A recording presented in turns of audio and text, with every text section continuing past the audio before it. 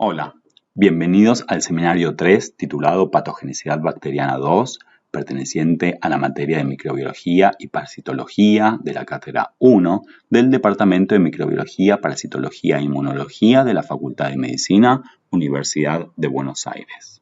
El objetivo principal de este seminario es que ustedes puedan reconocer a los distintos factores de patogenicidad bacterianos y que pueden causar daño al huésped durante la infección. Básicamente lo que vamos a estudiar es cómo es que las bacterias pueden causar daño.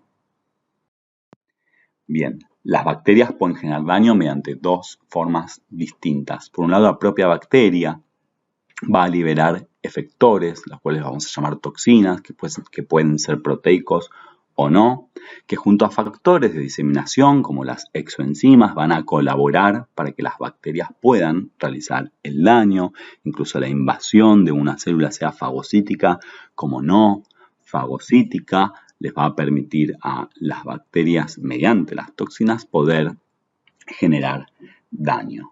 Por el otro lado, como les dije, la segunda manera en que las bacterias producen daño es por su mera presencia en el huésped. La propia respuesta inmune, el sistema inmune y sus efectores relacionados con la respuesta inflamatoria van a también producir el daño. Bien, ¿cómo definimos a una toxina? Son aquellas moléculas capaces de alterar el metabolismo, la fisiología o la estructura de las células del huésped. Básicamente, su blanco de acción es una célula.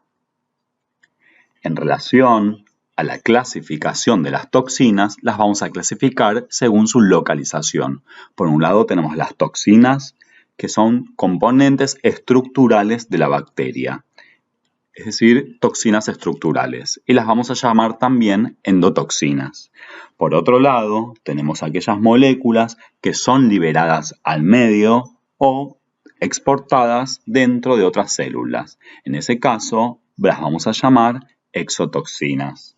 De entre los componentes que son liberados por las bacterias al medio extracelular, también se encuentran las exoenzimas. Las exoenzimas, como por ejemplo la colagenasa o la hialuronidasa, que degradan matriz extracelular, no son consideradas toxinas. ¿Por qué? Porque justamente, como les dije, degradan matriz extracelular y su sitio blanco de acción no es una célula. No dañan a una célula del huésped. Estas exoenzimas son consideradas factores de diseminación. Si ustedes recuerdan del seminario anterior, también, por ejemplo, hemos visto sobre la adherencia bacteriana y vimos que además de las moléculas que realmente actúan en la adherencia de las bacterias, existían también los facilitadores, como por ejemplo el flagelo, que le permite a la bacteria el acceso al sitio para realmente después adherirse mediante una adhesina.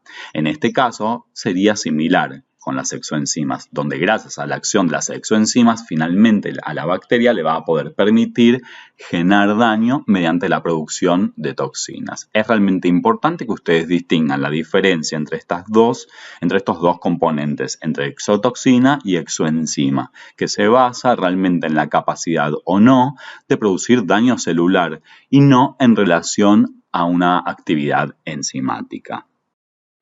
La endotoxina bacteriana es el lípido A, que ustedes ya la han visto en los seminarios anteriores.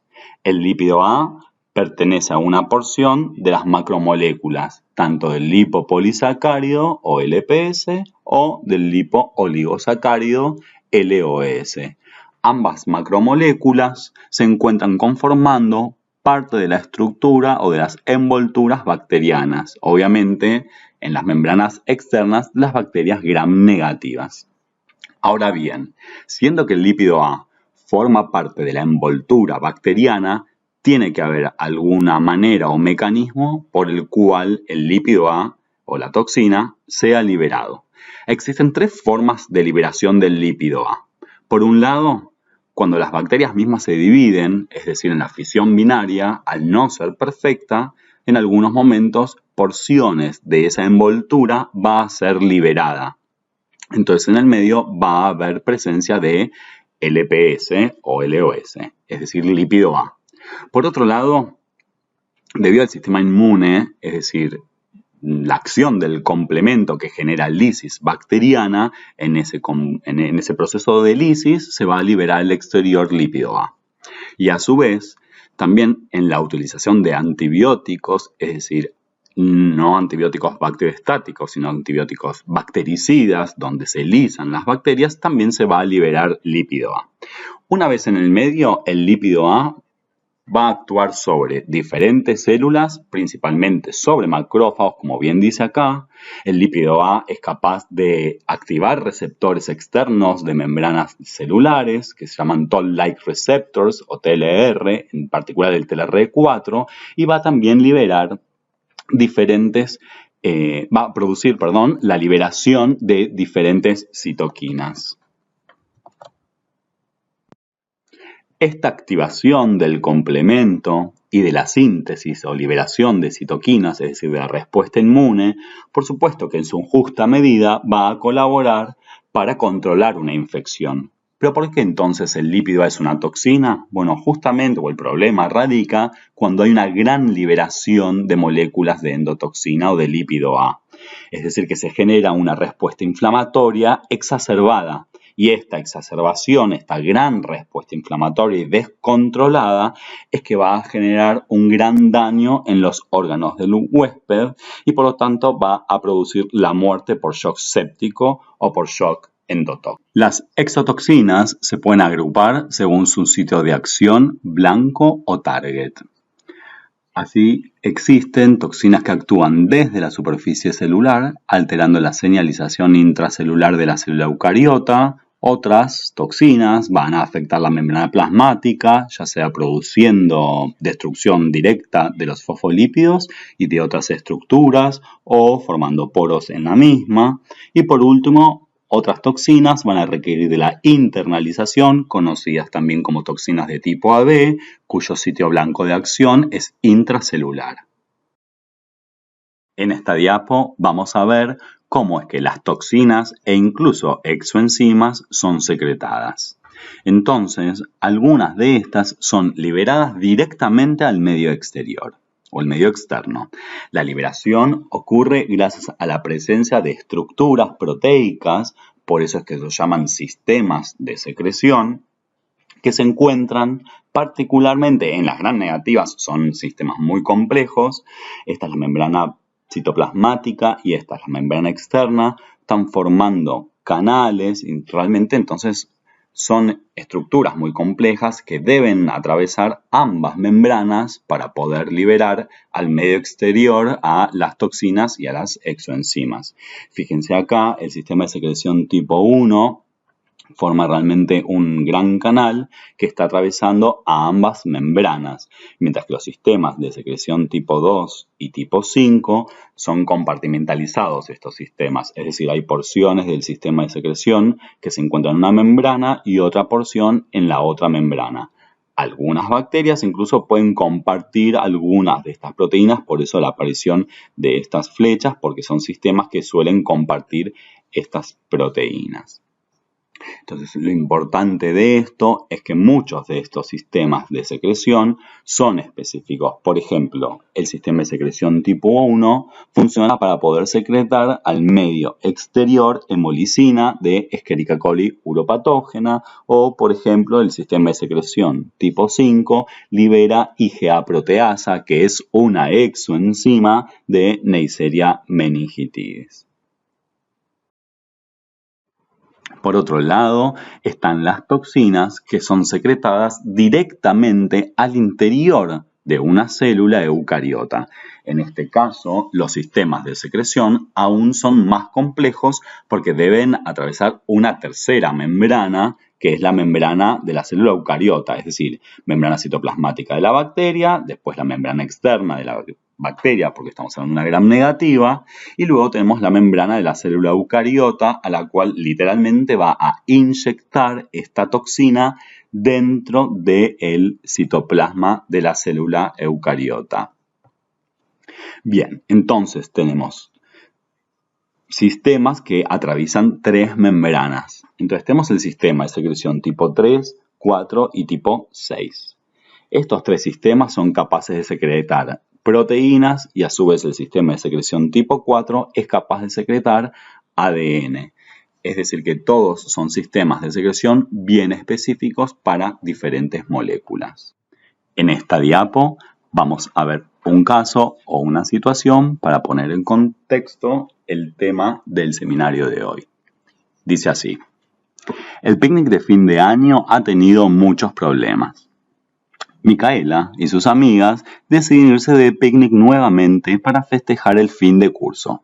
Allí, Micaela pisa un elemento filoso que le lastima el pie y le produce una herida cortante de 7 centímetros de longitud y aproximadamente 3 centímetros de profundidad.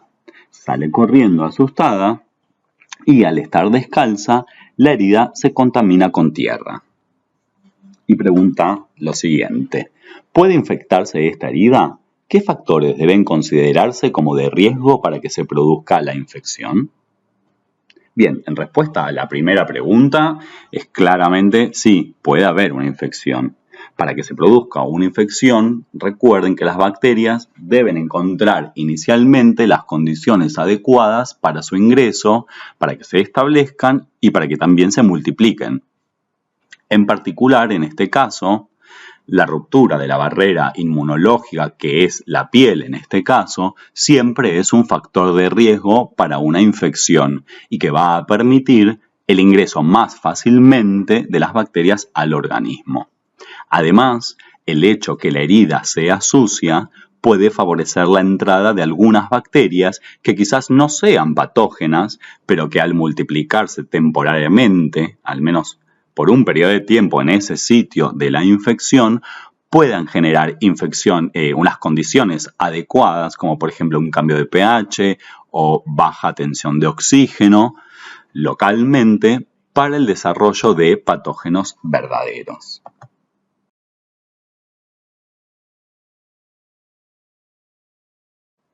¿De dónde es que podrían provenir las bacterias que infectan la herida de Micaela? Por un lado, pueden provenir del ambiente, como por ejemplo en este caso el suelo. También tengan en cuenta que podrían provenir del agua, de la tierra, podría ser de un animal, en fin, una gran variedad de ambientes. A este tipo de infecciones la vamos a llamar infecciones exógenas. Los ejemplos que vamos a ver a lo largo de este seminario, pero pueden ser otros más, son Pseudomonas aeruginosa, Clostridium perfringens y Clostridium tetani. A su vez, estas bacterias podrían provenir de la propia flora normal o también de la flora colonizante de la piel. En este caso, serían bacterias que aprovechan algunas condiciones temporales para poder sobrecrecer o bien traslocarse y producir una patología. En este ejemplo en particular que vamos a ver de Staphylococcus aureus, podría estar colonizando la piel y las mucosas, entonces aprovechar la ruptura de la barrera cutánea para producir infección. En este caso lo vamos a llamar infección endógena. ¿Y cómo es que podrían causar daños estas bacterias que están infectando la herida de Micaela? Por supuesto que es produciendo toxinas. Estas toxinas van a poder actuar localmente desde donde está produciendo la infección o a distancia desde el sitio donde está produciendo la infección.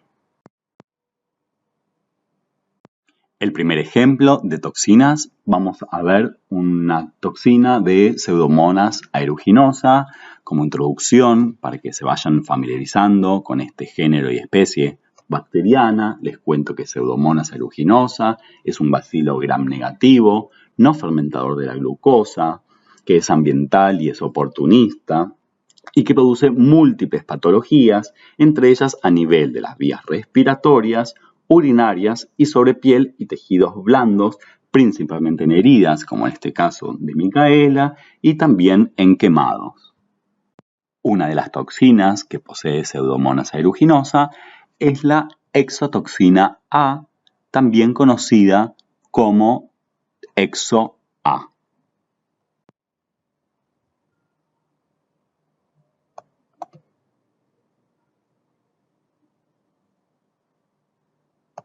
Esta toxina es liberada al entorno mediante un sistema de secreción tipo 2 y es un claro ejemplo de una toxina que requiere ser internalizable.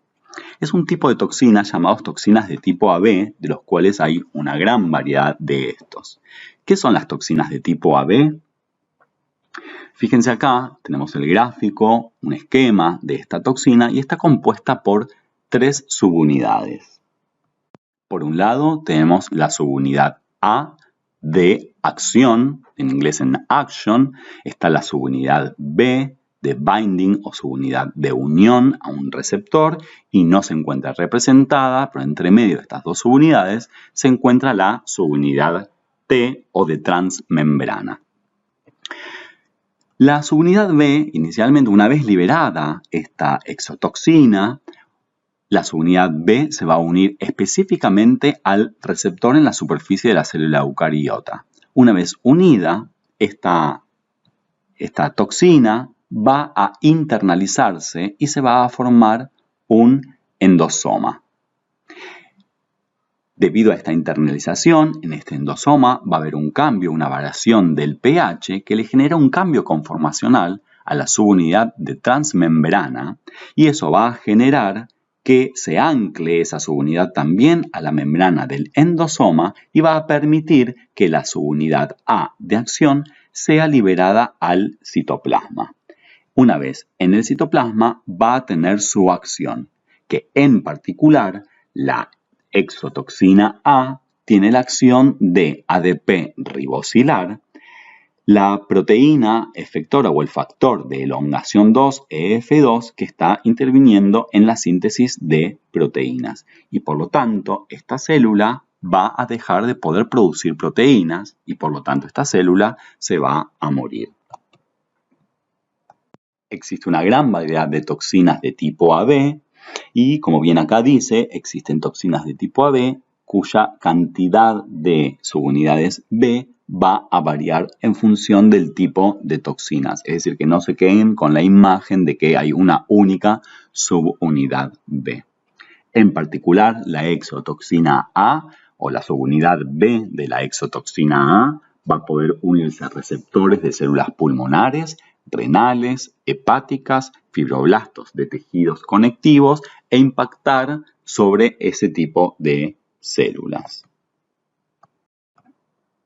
Pseudomonas aeruginosa, además de la toxina EXO-A, posee otras toxinas EXO, que son 4 proteínas con diferente actividad, llamadas proteínas o toxinas EXO-U, EXO-I, EXO-S y EXO-T, con actividad, por ejemplo, de fosfolipasas, de adenilatociclasa. Lo importante a destacar de estas toxinas es que no son liberadas al entorno, a diferencia de lo que sucedía con la toxina EXO-A de la diapositiva anterior, sino que estas son inyectadas directamente, literalmente, dentro de la célula huésped a través de un sistema de secreción tipo 3. Para recordar un poco el sistema de secreción tipo 3, es aquel sistema que no solamente atraviesa la membrana de la célula bacteriana, es decir, la membrana citoplasmática y la membrana externa, sino que también hay proteínas que están conformando el sistema de secreción que forman un canal y van a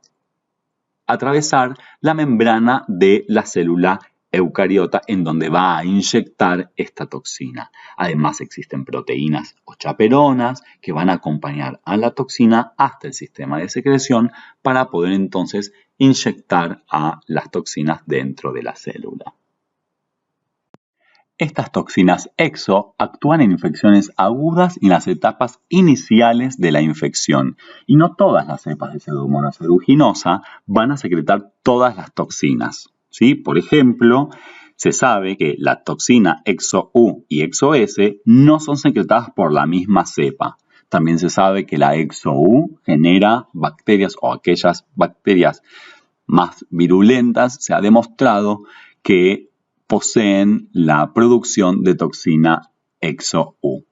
Todas estas producen daño en forma sinérgica y tienen una gran importancia tanto en las infecciones respiratorias como en las de la piel y partes blandas. También pueden producir una disrupción de las barreras de las barreras tisulares, disfuncionalidad del sistema inmune, y todo esto va a colaborar para que la bacteria pueda diseminarse hematógenamente hablando, con el consiguiente riesgo de shock séptico.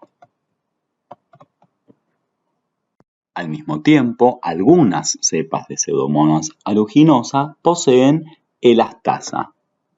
La elastasa es un típico ejemplo de exoenzima, es decir, que no es una toxina, porque justamente puede degradar la elastina del tejido celular subcutáneo, es decir, matriz extracelular, y también de los vasos periféricos. Esto le permite un acceso más fácil a la bacteria a los tejidos profundos. De esta forma, entonces, definimos a esta exoenzima o a la elastasa como un factor de diseminación, donde no hay daño de forma directa sobre las células del huésped. Es decir, y además, tengan en cuenta que no todas las cepas de Pseudomonas poseen elastasa. Algo que me olvidé de la diapositiva anterior, estoy seguro que ustedes están trabajando con los seminarios impresos, así que vuelvan a la diapo anterior sobre la elastasa, que lo tienen representado un esquema en la esquina inferior derecha. Me olvidé de comentarles que la elastasa también tiene la capacidad de degradar proteínas del complemento. Para recordarles un poco, el complemento es un sistema de proteínas que generan una cascada bioquímica que va a colaborar o complementar con la habilidad de los anticuerpos para poder eliminar patógenos en la inmunidad innata. Entonces ahí tienen representado en verde la elastasa y una de las proteínas importantes del complemento, C5a, que por su acción de elastasa es degradada, clivada y por lo tanto queda inactiva. Esta actividad del complemento, la cascada del complemento queda inactiva, generando entonces una reducción de la respuesta inmune a nivel local, y esto va a ser como parte funcionar para la bacteria como una evasión del sistema inmune, y esto por supuesto va a terminar favoreciendo el establecimiento de la infección. Ahora sí, hablando de esta diapositiva, para hablar de Clostridium perfringens, me gustaría un poco introducirles sobre esta bacteria, que es un bacilo gram positivo, que es anaerobio estricto y es esporulado. Suele producir gangrena gaseosa que puede afectar la piel, tejidos blandos subcutáneos, y también en sus formas más severas puede afectar el músculo esquelético en forma hiperaguda y es altamente destructiva, ¿no? También se lo denomina como mionecrosis clostridiana. La explicación de estos eventos justamente se da por la producción de varias toxinas, donde las dos más importantes son las que tenemos en esta diapositiva, que es la alfa-toxina y la perfringrolicina O. La toxina alfa es una toxina que tiene múltiples capacidades, pero las más importantes, las que se destaca justamente, es la actividad de fosfolipasa, es decir, que va a destruir los fosfolípidos de la membrana citoplasmática. Acá podemos ver la fosfolipasa y la membrana citoplasmática y cómo es que destruye los fosfolípidos, inestabilizando o desestabilizando la membrana de esta célula. La toxina alfa es una toxina que es liberada al entorno. La perfringolicina O también es una toxina que es liberada al entorno, al igual que la toxina alfa. Y esta toxina también es citolítica. La forma de actuar o esta toxina tiene dos formas. Por un lado tenemos una forma monomérica que acá no se encuentra representada. Acá hay 3 subunidades, ¿no? Pero uno de los monómeros en estado inicial va a ser en estado libre y soluble. Y después vamos a tener otro estado u otra forma de la toxina que es oligomerizada. Es decir, oligomérica o unida entre varias subunidades. Inicialmente, entonces, la subunidad soluble, la monomérica, se va a unir a receptores de la célula. Estos receptores tienen colesterol, por eso es que dice que es colesterol dependiente, y una vez que se une a estos receptores y se oligomeriza, van a tener un cambio conformacional y van a generar poros grandes. Digo grandes en comparación a otras toxinas que más adelante vamos a ver, pero retengan que en este caso serían poros grandes, y estos poros por supuesto que van a generar una inestabilidad de la membrana.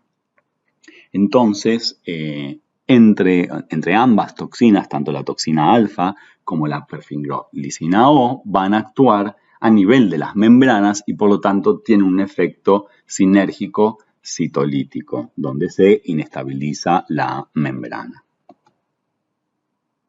Clostridium perfringens, que causa gangrena gaseosa, es una bacteria capaz de infectar lesiones traumatizadas o traumáticas abiertas, especialmente si existe un daño del músculo o si la lesión está sucia, como en el caso de Micaela. El tejido traumatizado, que no va a tener oxígeno, va a proporcionar el nicho adecuado para que Clostridium se pueda entonces replicar, desarrollarse o para que las esporas puedan germinar. Tengan en cuenta entonces que las lesiones gangrenosas siempre son mixtas, es decir, inicialmente hay microorganismos aerobios facultativos que van a consumir el oxígeno para que los anaerobios estrictos como Clostridium entonces puedan desarrollarse. Clostridium tetani es un ejemplo de bacterias productoras de toxina que actúan a distancia. Clostridium tetani produce una toxina llamada toxina tetánica o tetanospasmina. Esta toxina actúa sobre neuronas y por lo tanto se la denomina neurotoxina. Veamos cómo es que accede a las neuronas. Acá a la izquierda tenemos representado la neurona motora, el soma y después el axón, que está realizando sinapsis neuromuscular, es decir, sinapsis con el músculo. Gracias a la acción de esta neurona motora, es que el músculo se va a contraer. La contracción de este músculo, o que el hecho que se inhiba esta contracción, o la neurona motora que se inhiba, va a estar controlada por la célula de Renshaw. La célula de Renshaw, junto con la sinapsis neuronal inhibitoria, se realiza mediante la liberación de los neurotransmisores de GABA y glicina. Estos van a inhibir entonces a la neurona motora y de esta manera el músculo entonces va a relajarse. Entonces, Clostridium tetani, desde el lugar de infección, que podría ser en la piel, va a liberar su toxina, la tetanospasmina, que es una toxina de tipo AB, y esta toxina, una vez liberada, va a poder viajar por vía linfática o circulatoria hasta poder llegar a la unión unión neuromuscular. Aquí, en esta unión, la subunidad B de esta toxina, como les dije, es tipo AB, se va a unir a gangliósidos. Los gangliósidos son glicolípidos muy similares a los fosfolípidos que tienen ácido siálico. Estos están en muy alta concentración, principalmente en las células ganglionares del sistema nervioso central, principalmente en las terminales nerviosas. Estos gangliósidos entonces funcionan como receptores de esta toxina. Una vez unido al receptor, esta toxina va a ser endocitada como cualquier toxina tipo AB. Y dentro de la neurona motora, una vez endocitada, va a iniciar un recorrido hacia el sistema nervioso. Se va a transportar a través de los axones motores dentro de esta vesícula o endosoma y va a ingresar al sistema nervioso central por las raíces anteriores hasta alcanzar las astas anteriores de la médula espinal, donde se va a acumular en los somas de la neurona motora. De allí se va a liberar en forma retrógrada por el recorrido que está realizando para poder actuar sobre las interneuronas inhibitorias espinales, es decir, sobre la célula de Renshaw. La inhibición de la liberación de estos neurotransmisores inhibitorios como GABA y glicina van a generar justamente una disrupción del equilibrio del sistema nervioso central, donde va a predominar entonces los impulsos excitatorios de la motoneurona. Es decir, esta motoneurona nunca se va a relajar, nunca va a ser inhibida y continuamente este músculo va a estar activo, va a estar contraído. De esta manera es que se genera las características parálisis espásticas producidas por Clostridium tetani o del tétanos. Veamos ahora cómo es que actúa la toxina. En este esquema de la parte izquierda, ¿no? Podemos observar lo que sucede en una sinapsis. En la parte superior, representado en verde, tenemos a la neurona, con sus vesículas sinápticas, las cuales contienen a los neurotransmisores. En este caso, por hablar de la célula de Renshaw, podría ser GABA y glicina. Para que suceda la liberación de este neurotransmisor, estas vesículas poseen proteínas como la sinaptobebrina que se van a unir a los receptores que están en la membrana de la célula neuronal, como por ejemplo la sintaxina o la sinaptofisina. Una vez que sucede esta unión, entonces el contenido de estas vesículas pueden ser liberados. Estos receptores, ahora fuera de la célula, en este caso la motoneurona, pueden ser activados gracias a la liberación de estos neurotransmisores. Que en este caso, los neurotransmisores, al ser inhibitorios, van a inhibir a esta neurona. Aquí a la derecha, entonces, ahora podemos observar cómo es que actúa la toxina. Como les mencioné anteriormente, la toxina es una toxina del tipo AB, es decir que tiene dos subunidades. Aquí está representada en forma de dos gotas, por decirlo de alguna manera. Una vez que estas dos subunidades se encuentran aquí, la subunidad B se va a unir al receptor y por lo tanto va a ser endositada como cualquier tipo de toxina AB. Una vez endositada, va a variar el pH, va a disminuir el pH, va a generar un cambio conformacional y se va a liberar entonces la subunidad A como cualquier toxina tipo AB. En el citoplasma, la subunidad A va a tener su acción. Su acción es proteolítica, donde va a clivar las moléculas de sinaptobebrina. Y por lo tanto ahora esta vacuola que contiene los neurotransmisores no se va a poder unir y no va a poder entonces liberar el neurotransmisor. Al no haber liberación de neurotransmisor, no se van a activar los receptores y por lo tanto esta célula neuronal, la motoneurona, no se va a poder inhibir. Es decir, que no va a dejar de contraer el músculo y por lo tanto va a causar la parálisis espástica típica de Clostridium tetani. Continuando con nuestro caso, nos cuentan que la herida de Micaela pudo haberse infectado por bacterias de su propia microbiota, es decir, por bacterias endógenas, bacterias produciendo una infección endógena. Un posible patógeno que puede causar infecciones en heridas de este tipo podría ser Staphylococcus aureus. Si bien Staphylococcus aureus puede causar infecciones de piel y tejidos blandos, también puede causar un montón de otras infecciones. Esta bacteria posee una gran cantidad de factores de virulencia. Una de las exotoxinas que posee es la alfa-toxina. La acción de esta es muy similar a la perfringolicina O de Clostridium perfringens, debido a que tiene la capacidad justamente de formar poros en diferentes células eucariotas, como por ejemplo eritrocitos. La alfa-toxina, al igual que la perfringolicina O, es liberada al entorno y posee dos estados, uno libre y soluble y otro que es polimérico, o en este caso oligomérico, al unirse a los receptores de la célula eucariota. La diferencia con la perfringolicina O radica en que su polimerización u oligomerización se da a partir de 7 subunidades, es decir, es heptamérica. Y por lo tanto, en comparación con la perfringolicina O, formaría un poro pequeño, solo participan 7 subunidades. Sin embargo, por supuesto, es suficiente para desestabilizar a la membrana. Y por actuar sobre eritrocitos, se la denomina hemolicina.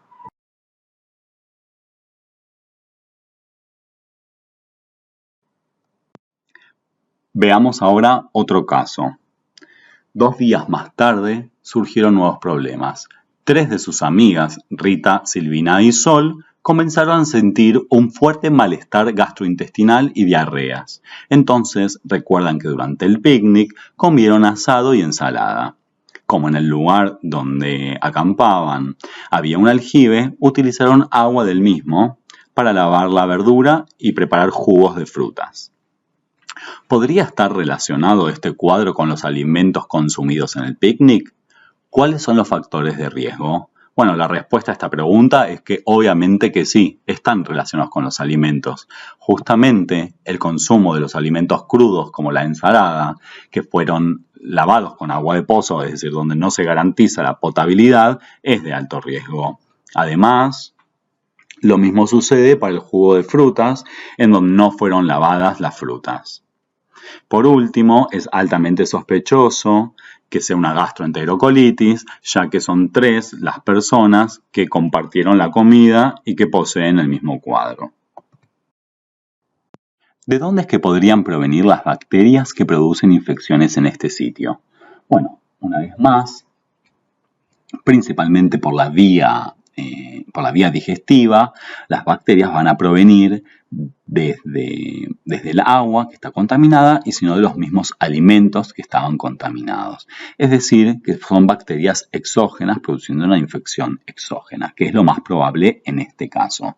Los ejemplos que vamos a ver son los de Escherichia coli enterotoxigénica, Escherichia coli enterohemorrágica y Shigella dysenteriae. ¿Cómo es que van a producir daño? Bueno, ya ustedes se lo imaginarán, justamente o nuevamente es produciendo las toxinas. Las mismas van a poder actuar localmente o a distancia.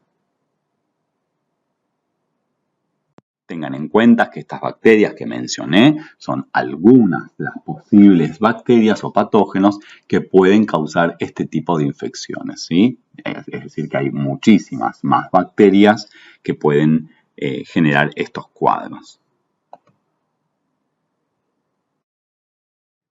En esta diapositiva les voy a mostrar 2 toxinas de Escherichia coli enterotoxigénica. Esta bacteria es la causante de diarreas acuosas, generalmente en niños y también en personas que suelen viajar a lugares endémicos, llamados diarreas del viajero. Tanto la toxina termoestable OST como la toxina termolábil LT son liberadas al entorno exterior. En este esquema podemos ver representada la bacteria Escherichia coli, la cual está liberando al medio exterior la toxina termoestable OST, representada acá en puntitos. Una vez liberada desde la superficie de la célula eucariota, es capaz de unirse a una enzima llamada guanilato ciclasa, la cual se encuentra en la membrana apical de los enterocitos, es decir, en el intestino, y entonces la activa. Esta activación o esta señal va a generar un aumento de GMP cíclico o cGMP con la consiguiente secreción de líquidos y electrolitos al lumen intestinal, produciendo entonces una diarrea acuosa. La otra toxina de las que mencioné es la toxina termolábil, OLT. Esta toxina es una toxina también tipo AB. Por lo tanto, ustedes ya saben que por ser toxina tipo AB va a ser liberada al entorno. Y para que pueda actuar, su subunidad B es la que debe unirse primero al receptor. En particular, tiene 5 subunidades B. Una vez unida al receptor, va a ser interladizada, va a formar un endosoma. Una vez que forma el endosoma, va a disminuir el pH y una vez que disminuye el pH, entonces va a poder generarse el cambio conformacional de forma tal de liberar la subunidad A al citoplasma de la célula eucariota. Una vez dentro de la célula, esta subunidad A va a actuar a través de un segundo mensajero que es la proteína activadora de adinlatociclasa o GC. Esta toxina va a deperribosilar una proteína GC, y en este caso particular la va a activar. Una vez activa, va a generar una activación de otra proteína de adenilato ciclasa que va a generar un aumento de AMP cíclico, produciendo hipersecreción de agua, es decir, una pérdida de flujo e incluso también de electrolitos al lumen intestinal. Y de esta manera se va a inhibir la absorción de catión sodio y cloruro, produciendo entonces así diarrea acuosa. Es decir, que ambas toxinas están actuando en forma sinérgica produciendo la diarrea.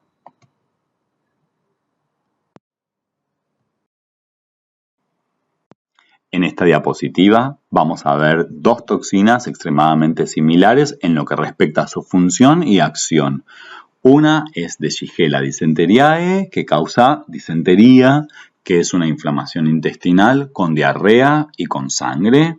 Y la otra pertenece a Escherichia coli enterohemorrágica, también como es conocida como EHEC, que causa diarreas hemorrágicas. Las toxinas que producen están involucradas en la producción del síndrome urémico hemolítico, que es una patología de índole sistémica con daño vascular, hemólisis intensa e insuficiencia renal. Shigella dysenteriae posee la toxina de Shiga, mientras que EHEC o Escherichia coli enterohemorrágica posee la toxina Simil-Shiga. Este nombre se debe a que fue descubierta posteriormente al descubrimiento de la toxina Shiga. Ambas toxinas son toxinas de tipo AB y por lo tanto van a ser liberadas al entorno y una vez que lleguen al receptor, su actividad es de N-glicosidasa en este caso sobre el ARN ribosomal 28S y por lo tanto se va a inhibir la síntesis proteica. Acá en este esquema está representado, hay 5 subunidades B pertenecientes a la toxina y la subunidad A, es decir que una vez que reconoce el receptor va a ser internalizada en un endosoma, va a bajar el pH y el cambio conformacional va a permitir que la subunidad A salga del citoplasma y entonces pueda generar su acción sobre el ribosoma, que representado en verde, y va a inhibir la síntesis proteica. Esto pretende representar el mRNA mensajero y la producción de la proteína. Es decir que este ribosoma se va a inhibir su acción y por lo tanto esta célula, al no poder producir proteínas, se va a morir.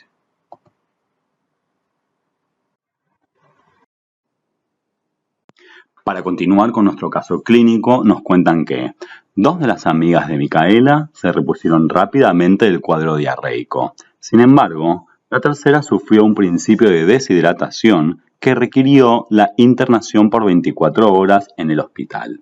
Allí, ella y su madre conversan con una familia de la paciente que se encuentra en la cama contigua, quien cuenta que está internado por sufrir diarreas con mucha inflamación. Les comenta que le están administrando antibióticos desde hace 2 semanas y que los médicos le dijeron que estos podrían ser la causa de su diarrea. Y nos preguntan, ¿cuál podría ser el microorganismo involucrado y cómo ingresó al tracto digestivo del paciente? Y como bien dice acá, es muy probable que Clostridium difficile sea el causante de la patología, es decir, una diarrea con mucha inflamación. Esta bacteria es un bacilo gram positivo, anaerobio estricto, capaz de producir esporas. Si bien esta bacteria puede ser adquirida en forma exógena, en un ambiente hospitalario, debido a la ingesta de las esporas, suele ser utilizada como un paradigma de una infección endógena. En este esquema podemos observar que en la luz intestinal se encuentra la flora normal y si miran bien acá, esta bacteria representa un Clostridium difficile. Debido al uso prolongado de los antibióticos en esta paciente, ocurre el desarreglo de la flora normal intestinal que va a predisponer a esta patología, debido a que ahora el Clostridium entonces tiene un ambiente favorable para su desarrollo. Recuerden que hablamos en el seminario anterior de la importancia de la flora normal y su función protectora. Las diarreas inflamatorias que produce Clostridium se las denomina colitis pseudomembranosas. En este esquema también se encuentra representado lo que sucede a lo largo de la infección en la luz intestinal. Aquí tenemos en verde las bacterias y podemos observar abundantes neutrófilos, por eso es que hay gran descarga de neutrófilos, monocitos, mucina, y como hay muerte celular, hay también descarga de detritos celulares, debido a que justamente esta bacteria produce muerte celular. ¿Cómo produce muerte celular? Debido a la presencia de toxinas. Las toxinas se llaman TCDA y TCDB, es decir, toxina Clostridium difficile A y B. Ambas toxinas son toxinas del tipo AB, es decir, que hay una subunidad B que se va a unir a un receptor específico, va a generarse la endocitosis, va a variar el pH, entonces va a haber un cambio conformacional y la subunidad A va a salir al citoplasma. A diferencia de las otras toxinas que hemos visto, en este caso en particular, estas toxinas ADP-glicosilan, es decir, que son glicosil transferasas y son capaces de glicosidar justamente una gran familia de proteínas llamada ROGTPasas en los enterocitos, ¿no? Estas proteínas actúan como segundo mensajero en muchas de las actividades regulatorias de la célula, como la polimerización de filamentos de actina y la conservación del citoesqueleto celular. Por lo tanto, la pérdida de su función inevitablemente va a producir la muerte celular. En esta diapositiva tenemos un cuadro que resumen a todas las exotoxinas que vimos a lo largo de este seminario, junto con su mecanismo de acción específica y separadas o agrupadas según su sitio de acción. Después lo pueden leer atentamente e incluso lo utilizan como guía para estudiar. Finalmente, la bibliografía recomendada para estudiar el tema de este seminario es el capítulo 14 de Microbiología Médica de Murray y el capítulo 6 de Bacteriología Médica de Sordelli. Asimismo, quisiera recordarles que tienen un cuestionario de autoevaluación para que puedan justamente estudiar este tema, que les sirva también de guía y poder practicar para el examen. Por cualquier consulta se pueden contactar vía email con cualquier docente del departamento. En particular, acá tienen anotado el email de la doctora Cerchetti. Muchas gracias.